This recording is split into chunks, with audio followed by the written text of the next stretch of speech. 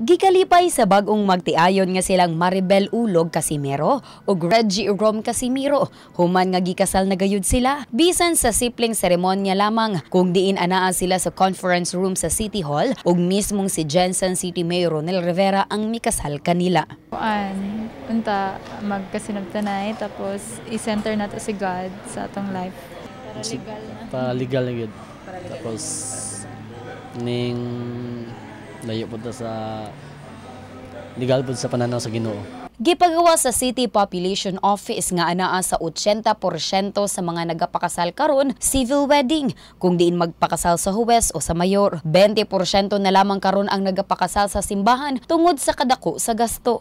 No, so ang churches kasi pag sinabi mong church, iilan-ilan lang ang makasaranggod, no, nga makagastos ingon ana. I-compare mo sa kasalan na masa, no, masa siya tapos daghan ang maka-avail because we want to promote na hindi kinakailang gumastos ng malaki para makasal sila, no.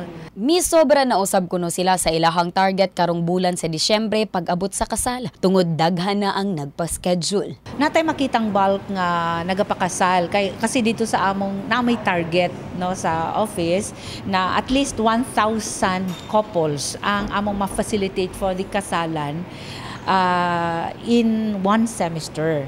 Okay, so nakita nako karon kay gipasamit nako report ang division nga nakita nako nga naay influx gyud sa mga nagpakasal kasi nag-overshoot kami sa target. Ginatambagan usab sa lokal nga panggamhanan ang mga nagaipon nga wala pay kasal nga angay nga himuon gayud legal ang ilahang panag-uban sa mata sa tanan ug sa mata sa ginghatasan. Okay, I as a population officer, I would really encourage each and every couple, no, to really i-exercise nila ang ilang tamang desisyon. So this is just one way of encouraging them na nagabiling kitag legacy sa atong pag-journey diri sa atong kinabuhi, no, diri sa paglatagaw nato sa kalibutan. Mihatag na lamang og mensahe ang mayor sa iyahang gikasal ug sa tanang nagminyo karong bulan sa Disyembre. Well, basic naman, no, nga siyempre dapat i-center lang nato sa Ginoo gyud ang relationship, and then of course nga mahimo gyud silang modelo nga